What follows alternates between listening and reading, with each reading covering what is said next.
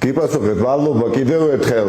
ქალბატონი სალომე ზურაბიშვილი გუშინ ძალიან მოკლედ ლაკონურად რომ გამოსულიყო და საზოგადოებისთვის მიემართა რომ ძვირფასო მეგობრებო, საზოგადოებამ, ქართველებო, საქართველოს მოქალაქეებო, მინდა თხოვნით მოგმართოთ, რომ შევიკრიბოთ ევროპული მისწრაფებების უზრუნველსაყოფად, ევროპული პერსპექტივების მოსაპოვებლად, ხორცშესვისთვის და ასე შემდეგ ელოდებით 6 საათზე 16 რიცხვში და ეს ყოფილიყო სულისკვეთება. რა თქმა უნდა, არათუ მივიდოდი, არათუ არ მივიდოდი, უпростоრედ მოუწოდებდი ძალიან ბევრ ჩემს მეგობარს და თანამოაზრეს. მაგრამ ეხლა თქვენის ნებართვით, სოფო, მე მინდა ძალიან მალე სწრაფად ჩავიკითხო, როგორ დაიწყო თავისი ბრიფინგი, რომ ბევრი არ ვისაუბრო. მე როდესაც ჩავიკითხე, მან რა თქვა, კიდევ უფრო მკაფიოდ აღვიქვი, თუ რამდენად განსხვავებული პოზიცია და დამაზიანებელი ქვეყნისთვის სახელმწიფოსთვის დაიკავა. ქალბატონი სალომე ზურაბიშვილი ციტატა. ბრიუსელში დახვდა ის, რასაც ჰქვია გაფუჭებული საქმე. გაფუჭებული საქმე აშკარად გამოვლინდა სხვადასხვა კუთხით. ასე დაიწყო. პირველი არის ევროპარლამენტის რეზოლუცია, ანუ გაფუჭებული საქმე. ყველაზე ნათლად ეს იმ ნაწილში გამოჩნდა, რომელიც აპელირებს ბიძინა ივანიშვილის სანქცირებაზე. ასეთი ტექსტი თავისი ფაქტობრივი უზუსტობებით და დაუსაბუთებელი ბრალდებებით მხოლოდ და მხოლოდ ერთი რამის მანიშნებელია, რომ არ იქნა გაწეული სათანადო მუშაობა ევროპარლამენტის იმ პარტიებთან, ვინც მონაწილეობას იღებდნენ ამ რეზოლუციის მომზადებაში და ეს ეხებოდა ევროპარლამენტის ყველა პარტიას. და შემდეგ ოპოზიცია თავის მხრივ მუშაობდა საკუთარი მიზნების მისაღწევად, თავრობას კი ის სამუშაო, რაც მას ევალებოდა, ან პარტიას არ ჩაუტარებია. არჩია ხან დუმილი და ხან შეურაცხყოფით პასუხი სერიოზულ კითხვებზე. შედეგიც მიიღო. უნდა გვესმოდეს, რომ ეს რეზოლუცია უფრო განწყობას გამოხატავს, ვიდრე რამე გადაწყვეტილების დაანონსება, რომლის ფაქტობრივი საფუძველი არ არსებობსო. და საზოგადოება არ უნდა იყოს შეყვანილი შეცდომაში, რომ ეს რეზოლუცია ამ ეტაპზე მხოლოდ ერთგვარი გაღიზიანების გამოვლენაა. ზოგი რადიკალური ოპოზიციის თავიდანვე მუშაობისა და ხელისუფლების დუმილისა და უმოქმედობის შედეგია ეს რეზოლუცია. კი ბატონო, ჩვენ გусმინეთ ქალბატონ სალომეს, ბატონიკა. კი ბატონო.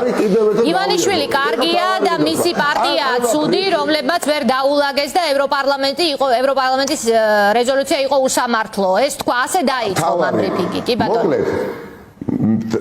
ქალბატონ ზურაბიშვილს ეს არ ეთქვა და რაც სულ ზემოთქი რომ მოემართა თხოვნით, ყველა უნდა გავსულიყავით ნამდვილად, მაგრამ ქალბატონმა სალომე ზურაბიშვილმა ერთი ითქვა და გავიმეორებ, გაყო ქართული ოცნება და ბიძინა ივანიშვილი და მოუწოდა საზოგადოებას მის მიერ დაანონსებულ აქციაზე გასვლა. ერთის ქალბატონმა სალომე ზურაბიშვილმა ნაბიჯები უნდა გადადგას და არა იქ ძველ თბილისში მაიდანზე, ევროპის მოედანზე დადგეს. მისგან ნაბიჯებს ელის ევროპის შესაბამისი სტრუქტურები და არა აქციებს. და მთავარი იმ საზოგადოებას მოუწოდა, რომლის აბსოლუტური უმრავლესობა სოფო მთავარ პრობლემას ამ სახელმწიფოში ხედავს არაფორმალურ მმართველობაში. და ქალბატონმა ზურაბიშვილმა ცხადად გვითხრა, რომ არაფორმალური მმართველობა არ არსებობს ოლიგარქიული წესწყობილება. და ეს შევთვის იყო ანტიევროპული მიმართვა და გამოსვლა, რომელიც დაფუძნებული იყო ყალბ შინაარსზე. აი ამიტომ არ მივდივარ და არც არავის მოუწოდებ იქისთვის, მაგრამ არც არავის ვკიცხავ. ძალიან მალე ბევრი ადამიანი, მათგან ვინც მიხვდება, ცოტა ხანში მიხვდება, ვინც მივარ, იქ არ უნდა მისულიყო. ისევე როგორც თითქმის გვაკრიტიკებდნენ, რატო არ მივდიოდით ქართულ ოცნებასთან ერთად ბუჩაში. იმიტომ არ მივდიოდით, რომ იკითხებოდა, რომ იქიდან დაბრუნებული პაპუაშვილი არ იტყოდა იმას, რომ გენოციდის ნიშნების შემცველი ფაქტები ვიხილეო. ქალბატონი ვიმეორებ ძვირფასო მაყურებლებო, გავიაზროთ რეზოლუციაში პუნქტებად გაწერილი პრობლემები, რომელიც ასობით ევროპარლამენტარმა ხელისაწევით დაამტკიცა. გულისხმობს თუ არა და არის თუ არა ამ პრობლემების და პუნქტების სათავე არაფორმალური მმართველობა. არის თუ არა მედიაზე ზეწოლა არაფორმალური მმართველობის შედეგი. ბატონიკა ბანკსაჯულება და ქალბატონი საპირისპირო საუბრობს. ჩვენ უნდა ვისწავლოთ საზოგადოებამ, აქტიურმა საზოგადოების ნაწილმა და პოლიტიკური კლასის თლიანმა შემადგენლობამ არაზა თქმა იქ სადაც სათქმელია. ბატონიკა ეს ინდივიდუალური გადაწყვეტილებაა თუ პარტიული გადაწყვეტილებაა რომ არ წახვალთ 16-ში აქციაზე ყველა თავისთვის წყვეტს პარტიაში იმიტომ სხვაგან ვიცი რომ სხვა პარტიებს აქვთ არჩევანი დატოვებული პარტიებისთვის ვინ წავა და ვინ არა ეს არის გადაწყვეტილი პოლიცსაბჭოზე რომ ნაციონალური მოძრაობა არ მიდის ამ აქციაზე 16-ში ხვალ ნაციონალური რა თქმა უნდა სოფო სიტყვებით ზედმეტია ეხა უბრალოდ მე რომ ვკითხოთ გუშინდელი განცხადებით პოლიტიკური კაზუსბელი შექმნა ქალბატონმა ზურაბიშვილმა და თავიდან ბოლომდე გახდა დიახაც თანამონაწილე იმ პროცესისა, რომელსაც ახორციელებს ქართული ოცნება, ტორპედირების პროცესისა, რომელიც ხორციელდება ქართული ოცნების მხრიდან ევროინტეგრაციის მიმართულებით გადასაზრდელ ნაბიჯებს გულისხმობს. ქალბატონის ზურაბიშვილი თავიდან ბოლომდე იქნება მონაწილე და ავტორი და არქიტექტორის ღმერთმა არქინას თუ ჩვენ არადამაკმაყოფილებელი პასუხი მივიღეთ. ანუ თქვენ პასუხისმგებლობას აკისრებთ მოქმედ პრეზიდენტსაც გაფუჭებულ საქმეზე როგორც თვითონ ამბობს. ბავშვები ხო აღარა ვართ. მარტივი კატეგორიით მინდა აქვს და ქალბატონმა ზურაბიშვილმა მითხრა რომ ამ ქვეყანაში ბიძინა ივანიშვილი არის ზღვის კაფიდან შობილი არ ვიცი რაღაცა ადამიანი ანგელოზი და ქართული ოცნება არის ცუდი და ოპოზიციის ძალისხმევა რომ არა ევროპარლამენტარები ბიძინა ივანიშვილის ხსენებას არ მოახდენენ რეზოლუციაში რა არა ფორმალური მმართველობა რა არა ფორმალური ელემენტები რა კომპონენტები ჩtildeოვანი მმართველობის რა ოლიგარქიული ეკონომიკაო რა არის ამაზე დიდი ტყვილი რაც შეიძლებოდა გუშტი ქალბატონ ზურაბიშვილს ეთქვა საერთოდ არ ვიყავი განწყობილი მე მის მიმართ მსგავსი დამოკიდებულება გამომევლინა მაგრამ უნდა ვიყოთ გულწრფელები და რატო უნდა მივიდე რომ ხარდაჭერა გამოუცხადო ქალბატონის ზურაბიშვილის ამ მოსაზრებას ქალბატონმა ზურაბიშვილმა ჩემზე უკეთ ხომ იცის რა ვითარება არის ქვეყანაში ჩემზე უკეთ ხომ იცის რომ საზრიანობა არაფერი არ იყო გუშინ მისი მხრიდან ჩემზე უკეთ ხომ იცის რომ კლასიკური ოლიგარქიული მმართველობა ვართ ჩემზე უკეთ ხომ იცის რომ ოპოზიცია ბოლო დღეების განმავლობაში და კვირების განმავლობაში თუ კი რამეს ცდილობდა დასავლეთში ცდილობდა აეცდა ჩვენი კოლეგებისთვის რომლებიც ინფორმირებულნი იყვნენ ძალიან კარგად რომ მიუხედავად ყველაფრისა გავითვალისწინოთ გეოპოლიტიკური ვითარება და კონტექსტი და ამ შანსმა გვერდით არ ჩაგვიაროს და გაიმეორა ქართული ოცნების გზავნილი გუშინ კიდევ ერთი და მორიგი ბევრი გზავნილი გაიმეორა ჩააფინა ძალიან ოსტატურად მაგრამ ერთი გაყო ოპოზიციაც რადიკალურად და კონსტრუქციულად ხო თქვენ რადიკალურების ნაწილში მოხდით აშკარად ბატონიკა აი მას აქვს ერთადერთი ბერკეტი ხელში უნდა კითხოთ ახლა მას აქვს შეწყალების მექანიზმი ბევრი არაფერი შეუძლია ეს ახლა ვერც სასამართლო რეფორმას ჩაატარებს ძალიანაც რომ მოინდომოს ვერც ვერაფერს შეცვლის კონსტიტუციაში მაგრამ მას აქვს შეწყალების ბერკეტი ახლა ელოდით მაინც უნდა კითხოთ პარტიაში თუნდაც პატარა პროცენტით მაინც რომ ის ნიკა გვარამიას შეიწყალებდა პრეზიდენტის ყოფილი პრეზიდენტზე აქ საუბარი საზღვარგარეთ კურნალობაში რა ვიცი რაღაც მექანიზმ შესთავაზებდა ქართულ ოცნებას ფიქრობთ რომ მას რომ ეს ნაბიჯები გადაედგა რაღაცნაირად პასუხისმგებლობას აიღებდა პროცესზეც რომ თავისი უფლებამოსილებიდან გამომდინარე რაღაცა მაინც გაეკეთებინა ელოდით ასეთ რამეს სანამ კონკრეტულ პასუხს გასცემთ დავამთავროთ თუ შეიძლება აზრი სიცხადე უნდა შევიტანოთ მათ შორის მორალური სიცხადის გარეშე დიდი წარმატებები და გამარჯვებები ვერ მოვა როგორც თქვენ გესაუბრებით ახლა ასევე ვარ დარწმუნებული ვერასოდეს ვერ მოვა თუ მორალური სიცხადე არ იქნება სახეზე ქალბატონის ზურაბიშვილი თითქოს საუბრობდა და ცდილობდა რომ გამაერთიანებელი სიტყვა ეთქვა და ოპოზიციის ნაწილშიც მოახდინა სეგრეგაცია და კი თვალთვალინად მე პირადად მომიაზრა ალბათ ნამდვილად დესტრუქციულ და როგორც მან ბრძანა რადიკალურ ოპოზიციაში. ესე არ გავკეთიშობილები ვარ ნამდვილად რომ მან მომიაზროს კონსტრუქციულ ოპოზიციაში. ესე იგი მე დავდიოდი ბრიუსელში ვიყავი მანამდე როტერდამში მეგობრების ვაბარდები და რას ვეუბნებოდით? რას ვეუბნებოდით, რომ წყვილებს ვეუბნებოდით? სიცრუის ტირაჟირებას ვახდებით, ამიტომ იქ მისვლა ყოველდღე წარმოუდგენელია ჩემთვის. მაგრამ არ მკითხავ, იმიტომ რომ ნაწილს მეგობრებისა, რომლებმაც გამოთქვეს ზატყოფნა იქ მისვლისთვის. მესმის. მისასვლელად. რა უნდა ექნა გუშინ სალომე ზურაბიშვილს, უნდა გამოეყენებინა თუ არა შეწყალების მექანიზმი, ბატონიკა. სოფა, ეს არის კატეგორია წარმოუდგენელი. ადამიანი, რომელიც გეუბნება, რომ ქვეყანაში არ არის არაფორმალური მმართველობა, ადამიანი, რომელიც გეუბნება, რომ ოპოზიცია რო არა და ესეთი უმოქმედო და უნარო ხელისუფლება რო არის, ევროპარლამენტარები შეცდომაში არ შევიდოდნენ. რა მინდა იქ რატო მივიდე? გავიგეს ბატონიკა, არ მიდიხართ მორალური არგუმენტები გაქვს. ევროპას დასავლურ მომავალს არ პარავს, არ სერიოზული პრობლემა არის, სოფო. სერიოზული პრობლემა არის, როდესაც ჩვენ ვერიდება უარის თქმა.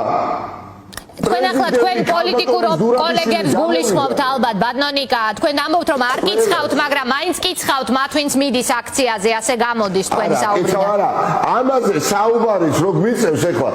გიბატონო, იმიტომ რომ ქალბატონი ზურაბიშვილი ბატონ ყობახიძეზე მეტად ყარი მოკავშირე წარმოჩინდა გუშინ.